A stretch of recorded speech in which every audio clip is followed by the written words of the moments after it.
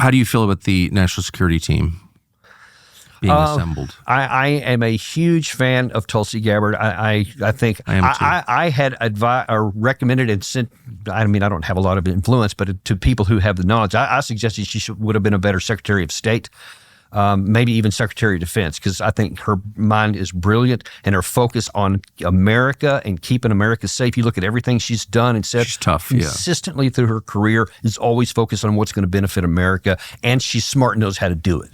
I hope that Pete Hegseth does what he said he was going to do in his opening statement, that he revitalizes the national security, the Defense Department, and picks up the warfighting ethos mentality, holds people accountable, passes, and all. I hope he does all those things. If he does, then I think we're going to be in a lot better shape. And Mike Waltz, I've also been concerned by some of the statements he has made. But if President Trump is calling the shots, I think he'll do what President Trump tells him. We'll just have to hope and see with that. But those are the main ones in there. And so some of the, Bridge Colby is another really good situation there, a good person there. So I think that's right. Having him in a position right now is going to be very good. So there's a number of people right now in the Trump team here that he's going to start with that was a huge anchor that he didn't have in 2016. So I'm hopeful that he can move forward. How hard is it to reform the Pentagon? It's enormously difficult. I don't want to underestimate how that is, because it is absolutely built on no change. It wants to perpetuate itself because all those generals I just talked about who have been replicated are still in control of that. So it's going to be really hard. I tell you what I would love to see. I would love to see Trump come in and do what he did, or what President Roosevelt did just before World War II, where he had the Army Chief of Staff come in and say, you know what, we're going to review everybody here, and anybody who's not pulling their weight or is not modernized, they're going to get low. They're going to get rid of them. And I think it was like hundreds of senior colonels and generals were retired from the service, and then they elevated new people who could get the job done, who were smart, etc. Stalin did that with gunfire. But well, I don't want that path, no, but I do want the George Marshall path. But. No, but I mean, look, what did the winning side do in both cases, in the U.S. and in the Soviet Union? They got new leadership. Because guys who aren't performing need to get out of the way. No, I agree. And by the way, I'm not calling for a purge of the U.S. military by force or anything like that, but I think it needs a peaceful purge. It does. I strongly so, because these guys all have an incentive to maintain the status quo, and they will, I think, push against anything Hegseth does if they're all left in power. So I kind of think that he does. So really it comes down to what it always comes down to, which is how the information is presented to the public through the media, who are working every day assiduously with their allies and paymasters in the federal bureaucracy. And if you care what they think, you will achieve nothing. They will control you.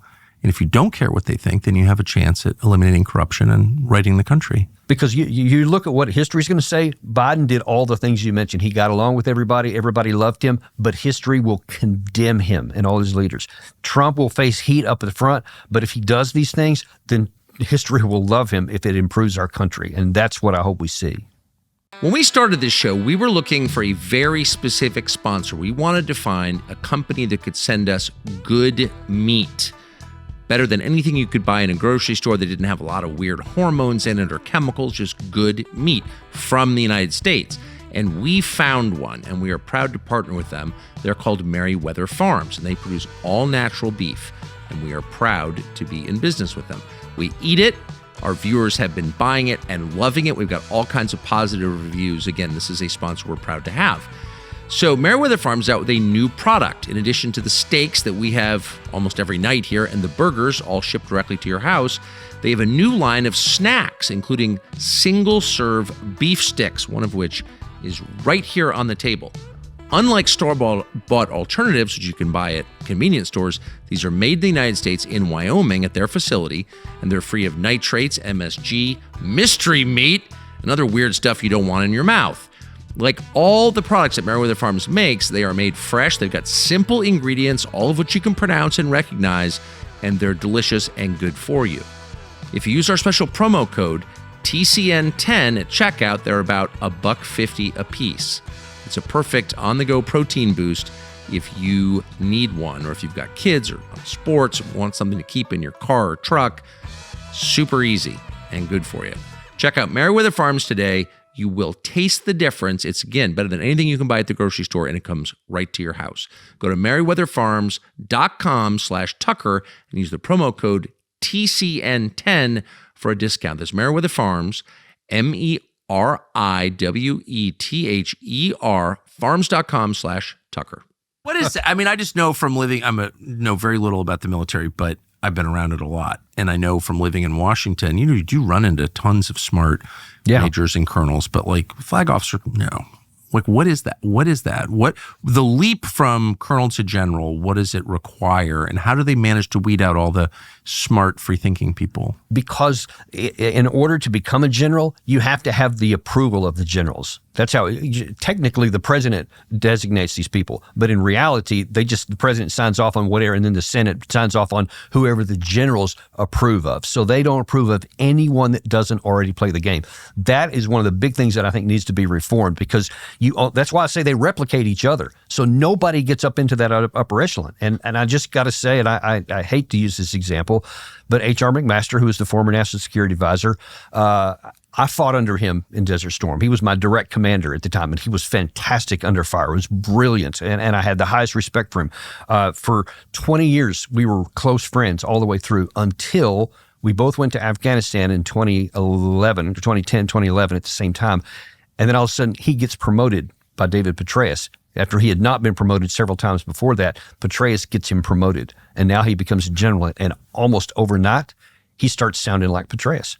And stuff that he and I had talked about before that's like, there's so much, this is unreal, untrue, this is not going to work. All of a sudden now he's saying it. He was put in charge during that time of the anti-corruption process for the Afghan government. And he claimed over and over how they were making progress and all this stuff. And as we talked about earlier in this show, that never happened. But then since that time, now that he's going on and saying all kinds of stuff like, yes, he needs to, is anti-Russian and all this, he became like them. And so now he's just another one of them. He got absorbed. And all the stuff that happened before that, when he was the one who was talking on the outside, I don't understand. Even I knew who he was. And again, I don't follow this that closely, but he was famous for his, intellectual horsepower, but also curiosity, honesty. Like, he was a well-known guy. Right. Yeah, the Battle of 7-3 Easting that he was in command of was, they still study it today in West Point. And for good reason, because it was tremendous. But something happened to him after he got promoted from colonel to brigadier general. What, just like swimming in the filthy pool of power politics, or what? What do you think? I really, because we literally never spoke after that time. What? It was really sad. We had a good friendship up until that time, but then we broke, and that's in 2011. Never spoke again. So I don't have any idea what may or may not be the case. I just see him on TV all the time, so I don't know. Wow. Thanks for watching our YouTube channel. We hope you'll subscribe to it. And by the way, you can hit the little bell on there and get notifications every time we produce a video. We hope you'll do that also.